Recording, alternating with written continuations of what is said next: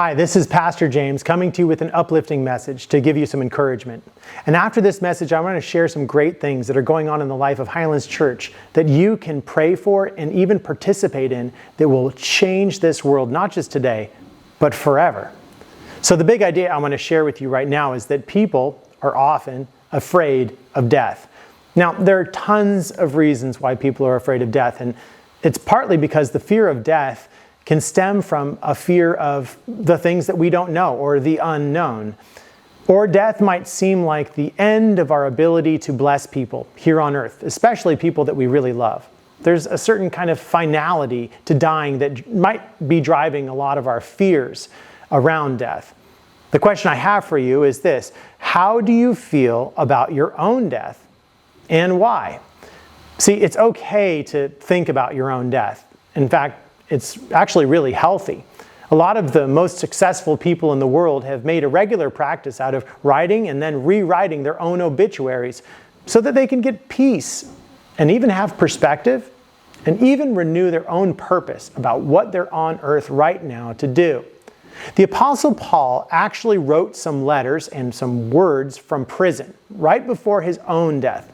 You might say it's his words or his final living will and testament. He was thinking about dying because he was really likely going to die, and he did. He was executed shortly afterward. But the words that he gives us are so instructive, and they're actually really encouraging. And I want to share them with you right now. This is what Paul said. He said, "Rather, I hope with daring courage that Christ's greatness will be seen in my body, now, as always, whether I live or whether I die." And then he goes on to say, "Because for me, living serves Christ, and dying is even better." Now, here's the lesson that we can learn from this: that we and you can see God's beautiful plan beyond our own death. Now, spoiler alert, Paul actually died. In fact, he died shortly after this letter. And because he died, people paid extra attention to his words, like you do with people who die. They dusted off those letters and read them and reread them and dug into the theology and the wise words that came from Paul that undoubtedly they took for granted while he was with them. But the good news is that they shared them with one another, and they shared them all over the world.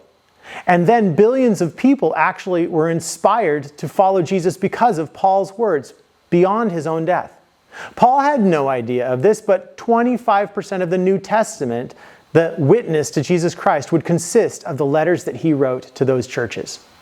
So why wouldn't we also expect and anticipate that God will do great things beyond our death here on earth, that the world actually could be impacted in bigger ways than we could imagine beyond our death? The blessing that God is giving to the world through us now will not end when we die, that it might even be magnified in amazing new ways.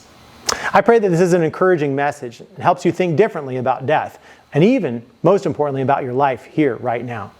So there's some really cool things I want to share with you that are happening in the life of the congregation that you can be a part of. And even if you can't go, you can share the good news about it and invite others to be a part of it, because you could be welcoming them into this amazing journey called following Jesus. Now, the first one is that we're in our series called Bounce. It's all about our resilience. It's all about not getting stuck in a funk, which is our tendency so many times when hardship happens to us in our life. And the question is how long we're going to get stuck in a funk: an hour, a day, a minute, or a year, or even a decade. Christ gives us an opportunity to rebound from that.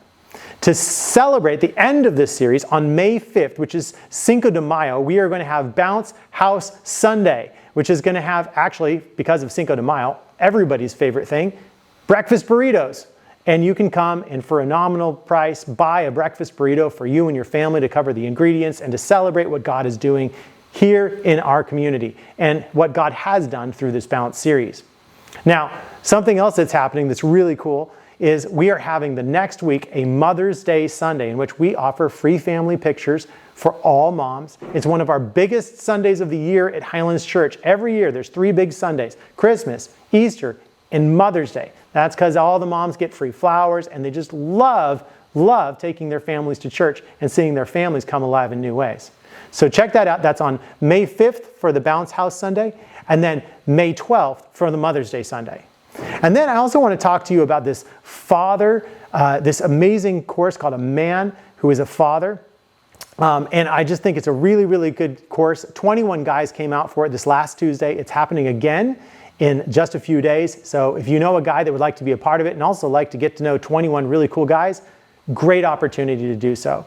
I also want to celebrate that on May 7th, one of our awesome events of the year is called the Small Group Mixer. We want you to come out for this. If you are looking for a group, you don't have a group, please come to the Small Group Mixer and participate in one evening of conversation and food, and then walk away from that experience possibly having met some other people who would like to be in a small group as well, or at least learning more about what it means to be in small groups at Highlands Church.